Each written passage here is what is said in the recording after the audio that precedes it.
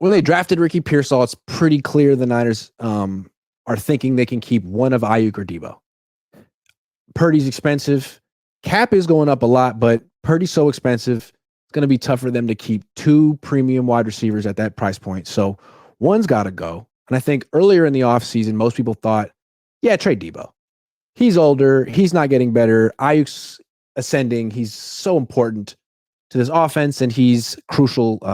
His chemistry with Brock Purdy. How do you feel now?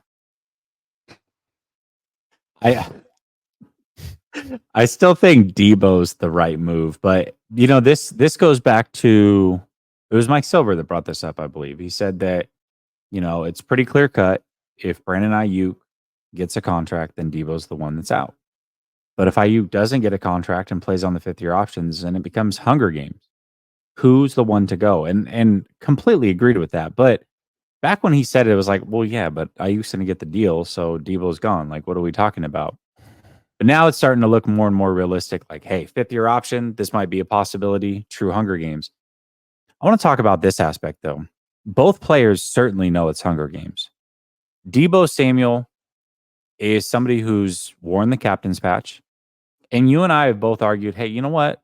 I think Aiyuk actually is a captain's team. The way that he's kind of mentored other players, the way that he's the one that stands up to Fred Warner in practice, the way that he's always in shape.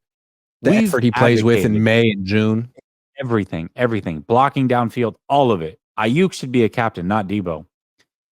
But I find it interesting that Deebo, who also knows it's Hunger Games, has come in phenomenal shape. And at first, a couple months ago or a month or so ago, we saw him working out with Ricky Pearsall, and we're like, wow, that's a leadership thing to do. I mean, this is your potential replacement, and you're working out with them. Look at you, man, just showing him the ropes. What a good teammate. But now I look at it and say, well, you're doing that, and now you were recently seen with Cowing as well. Is this him fighting for his position on the team as a leader and bringing those guys under his wing and being like, we don't need BA. I mean, listen, I love BA, but at $30 million, you can have me at 24 and I'll be a Niner forever and everything will be great. Yeah. I mean, why that way? Yeah, why blow it all up for this guy who wants $30 million when I make 23.8 and I'm better? And these young guys can do a lot of what that guy can do. So yeah, I think it's really interesting. Like, Deebo's super smart, and I think he understands the situation that they're in. I think Aiyuk does too. And he's looking at it like, okay, like, team hasn't decided yet. Ayuk's making it tough on him. Ayuk's not showing up. Ayuk's disgruntled. All right, you know what I can do? The opposite. I'll be there. And not only will I be at OTAs and minicamp, I'm going to practice. Fred Warner's not going to practice. I'm going to show up, and I'm going to be out there setting the tone. Not just as a captain, but as the leader. And it's such an obvious message. Like, one guy doesn't want to be here. I'm practicing. One guy doesn't like his role in the offense. The other guy loves it. So, I mean, one guy wants to be here and one doesn't. Simple as that. That's a smart position for Deebo to be in. Yeah, it is a very smart position. And again, I'm not trying to like say it's contentious between Deebo and Aiyuk necessarily, but they both know what's at stake here, and they both have to look out for themselves. I mean, they're number one, and I don't blame Deebo if that's the route he's taking. That's really the leverage he has in this scenario. Brandon Aiyuk also knows that if he gets paid, that Deebo's likely gone, and he's not asking for $1 less. So fair play. Do what you got to do to be a part of this 49er organization as long as you can. But one of them is likely going to be gone. It seemed like it was for sure going to be Deebo. Now I'm not so sure.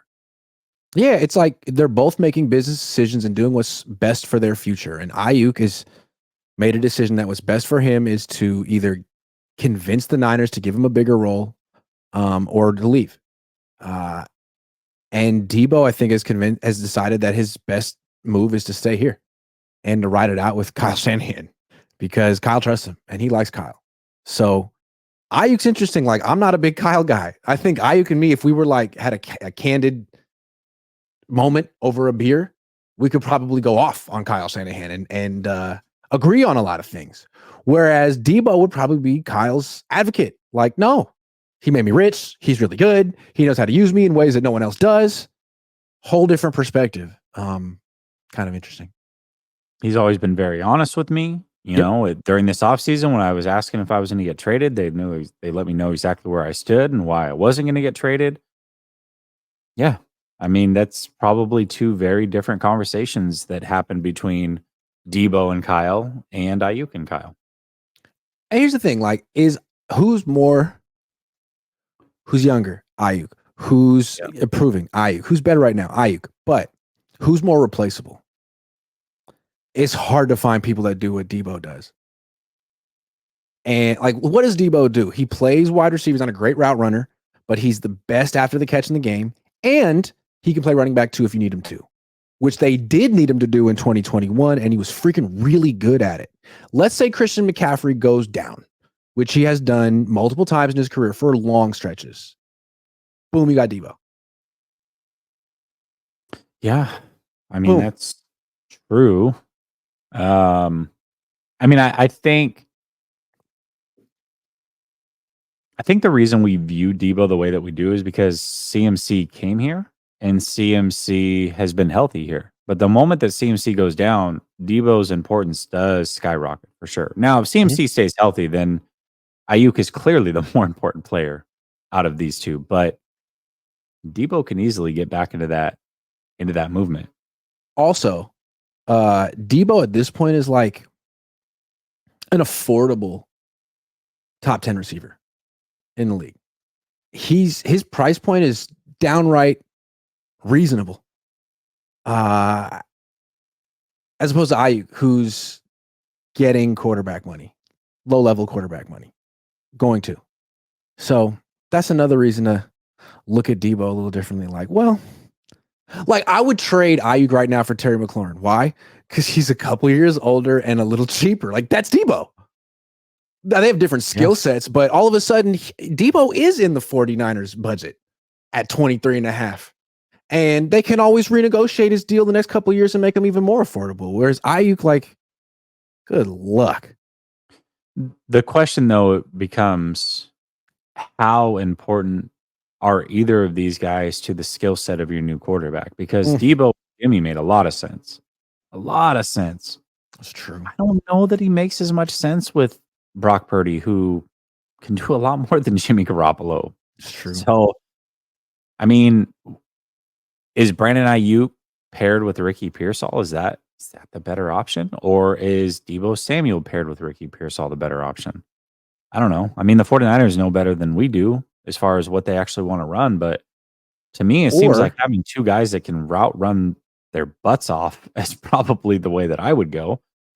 Or is Purdy so good that you really don't need to splurge at that expensive position, and you can instead invest in the offensive line and tight end and Purdy? I mean, that's what the Chiefs do, right? They have the best quarterback in the league, and they've realized, like, man, we don't need to have the best weapons because the quarterback's so good.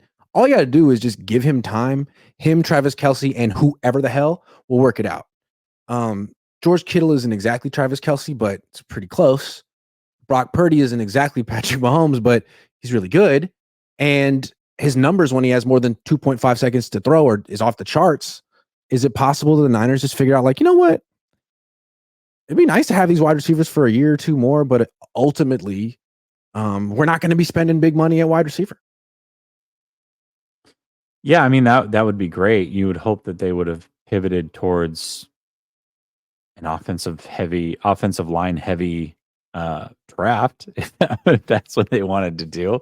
I don't know. I think that's the right way to build the team, personally. If Brock Purdy's that deal, I think that's the right way to build the team. I think protecting him and making sure he stays upright and healthy and all of those things, giving him time gives your receivers more time to get open. So I would build that way, but I don't know that the 49ers will ever build that way. You could argue that that's the best way to build no matter what. Like, the wide receiver market is crazy, but the wide receiver talent in every draft is also off the charts. So the incentive to actually give out these huge second contracts to a wide receiver, it seems low. You literally can replace these players with draft picks, and they may not be exactly as good. Like Pearsall isn't going to be as good as Brandon Aiyuk, but he'll be 6 times cheaper. Or I mean, you should probably be drafting wide receivers and not re-signing many of them, unless you really feel he's a Hall of Famer. So then, if you're drafting receivers, are you advocating for paying offensive linemen then? Yeah.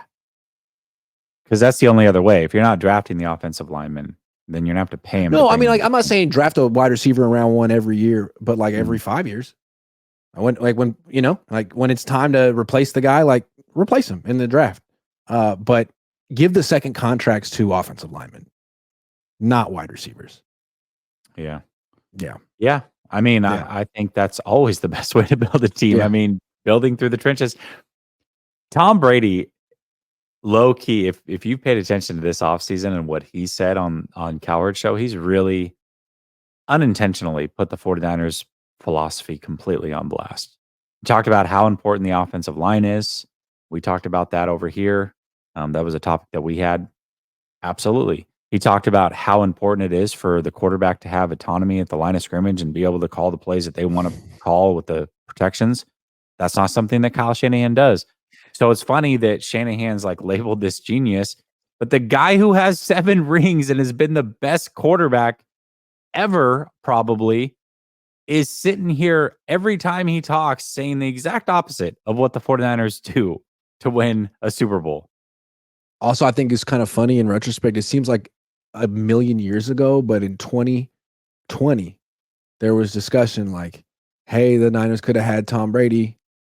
He was interested, but Kyle didn't really want to go for him. He wanted to keep Jimmy. Like the Niners have been flirting with Tom Brady for years. And there was a report last year that they might have wanted to go get him. It never would have freaking happened because of what Tom Brady said. Like Tom Brady would have eventually sat down in a meeting room with Kyle before it happened, and they sort of would have brainstormed what working together would have looked like. And Tom would have said, okay, so I want autonomy here, here, and here. And Kyle would have been like, pardon? We don't do that here. And it would have fallen apart right there. Never would have happened. Same with Aaron Rodgers. Okay, I know we're getting way ahead of ourselves, but we're talking Brandon Aiyuk negotiations. Brock Purdy negotiations. What if the hang up with Brock Purdy is not even money? He's willing to take a little bit less. He understands that, listen, I want a good team around me. I'm willing to take a little bit less. Look at how much I was making. The money's fine. We're good here. But going forward, I want the ability to protect myself and put myself in the best position to be successful. And when I do that, I'm doing that for the team as well. I want to call my own audibles. I want to set my own protections. Do you think that could be a hang up in their conversations? Absolutely. It'd be pretty cool if Purdy would push for that. I would hope. And if he does push for that, you can bet the Niners are going to trade him and get Kirk Cousins, who will do what he's told.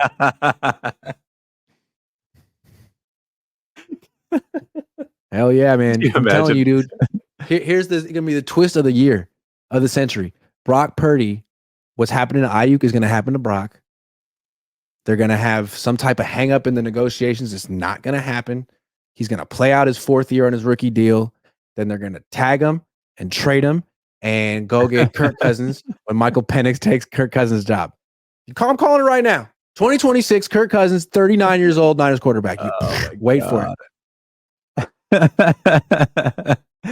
Oh wow, yeah, and come to find out, sorry, Brock, really, we just don't pass that much. I know you want $65 million, but we were 32nd in the league in passing attempts, and you're just not worth that much to us. So we're going to make you a really generous offer of $55 million, which is totally not in line with where the market is today, but it's where the market was last year. And we're always sort of a year behind over here. And we sort of want you to work with us because we've won so many Super Bowls. So what do you say, Brock? And we're going to really kind of demean you in the negotiation process and sort of tell you all the things that your insecurities about. We feel those ways about, like your arm is kind of weak and you throw a lot of picks and all that stuff. We're going to throw it right back in your face. But no, be our guy long term. What do you say? One more Brock Purdy contract question. do you feel like if he was eligible this offseason and still had 2 years left on his deal, that they would have worked out a deal this offseason with Hell him? no. I don't think so either. It's not how they do business. You could argue that would be the smart thing to do. I don't think But so no. either. I have a question. Last thing with Aiyuk, and then we're done with him for today. Knowing how the Niners do business, I have a tough time believing that Mike Silver's report is accurate or up to date. I mean, 26 million tops. There's so many ways you can offer more than that without really offering more than that. You could call it $30 million a year. You could call it $31 million a year, but it's backloaded. There's a void year. All the guaranteed money is done in the first 2 years. Like, there's so many ways to give a player what he wants for his ego, so he can tell his peers, like, oh, I'm on your level, or he could have the headline that he's like the highest paid, whatever. But really, it's a team-friendly deal. And what matters is the guaranteed money. Is it possible that like the real story here is that the Niners have offered, hey, we'll give you the Amon-Ra St. Brown deal, but the Amon-Ra St. Brown deal only has like 35 million fully guaranteed. AJ Brown has 50 million fully guaranteed, and he's an second team All-Pro too. So that seems more realistic to me, that it's really more of an issue about that. And I could see the Niners being cheap on that, like, oh, $50 million guaranteed for Aiyuk. We got to put that in escrow. Like, oh God, we just put in 80 million for escrow for Bosa. We're gonna have to put 150 million in escrow for Purdy next year. Like, can't we save a little money on guarantees for Aiyuk? The answer is no. No, you can't. I've always thought that was the hang up. I mean, That's the issue, average right? annual value. Yeah, absolutely. Because if you look at the Amon-Ra St. Brown deal and the Waddle deal, you can point to average annual value, but the devil's in the details, which is the guaranteed money. Both of those guys got less guaranteed money than Deebo got 2 years ago. Right. At 41 million, I think he got guaranteed. Yeah. Calvin Ridley just got around 46 million guaranteed. Now his average annual value is only 23, but he got 46 fully guaranteed. So that's probably closer to where he wants to be. He's probably looking closer to 45 to anywhere from, that's a big money range, but 45 to 55 fully guaranteed, not 35 to 40. So I think AJ Brown just got a 3-year extension, 3 years, 96 million, 51 million fully guaranteed. I would think that's what Aiyuk wants. You could argue whether or not he's as good as AJ Brown or not, but I'm thinking somewhere around that is what he wants. You know what else could be the hang up as well, and is likely a part of this? The years. I think it's possible the 49ers are offering a 3-year deal and he wants a 4-year deal. I was thinking the Niners are offering a 5-year deal and he wants a 3-year deal. Yeah. Something they could backload. Something with a bunch of funny money at the end that isn't real. That could be, you know what I mean? Could be possible as well. Yep. Yeah. Lock yourself in for 5-6 years, but really it's like team options on the last 4. Like, no, I want a 3-year deal, money up front. I want to hit my free agency again in my 20s. Yeah. That could be a possibility too. We don't really do business like that around here. Sorry. I don't know. That's kind of what Deebo did, right? Like Deebo at the end of his deal is going to be just turning 29 or 30. I think maybe it was a 30. 3-year extension. Yeah. Was it not? It was. I think so. Yeah. It was a 3-year extension starting last year, ending next year. Yeah. That would make sense to me. That's what I would want to do if you really are betting on yourself. Like, let me get a 3rd contract before I hit 30, especially if I'm a wide receiver. Yeah, you think about it, and this is where like the Pearsall discussion always came in for me. It's like if Brandon Aiyuk does a 3-year deal, by the end of that deal, he'll be, I think, 29. That's what Pearsall is going to be at the end of his first deal. Like that's rough. Is it true? Rough. Yeah, his 5. Think he's about it. He's going to be 30 by the time he gets his second. That's so messed up. He should have stayed in college forever. He'll be 29 the day that the season opens on his second contract after the 5th-year deal. So funny. So half hour ago, I said, hey, maybe teams should just be drafting wide receivers and never giving them second contracts. I think the Niners have figured that out. Like, that's Pearsall. we're not going to give Pearsall a second contract. Absolutely not. Matter. But he's going to be ready to go right away. No development, but second contract. 30. By the time Pearsall's eligible for a second contract, the wide receiver market, they'll be making $50 million a year in 5 years. They're making $60 million a year. Like, no chance, Ricky. No chance. And you're gonna give a 29-year-old a 4-year deal? Absolutely not gonna happen. No, definitely not. So interesting. We've really talked about the economics of the wide receiver position all offseason. It's kind of annoying. I'm like, this position is getting like too overpaid. It's like, you're important, but not this important. No, it's not. No. I mean, it is important. It is important, but there's a reason why a wide receiver will never win an MVP. Well, there's a reason why if you look at the top 10 wide receivers of all time, a lot of them haven't won Super Bowls. That's right. And Jerry Rice, as great as he was, they won Super Bowls before Jerry was here. Now listen, Jerry's phenomenal. I'm not trying to down talk what Jerry meant and how great he is, but they did win 2 rings before he was here. I mean, those things also happen. Randy Moss has 0 rings. Calvin Johnson, 0 rings. T.O., 0 rings.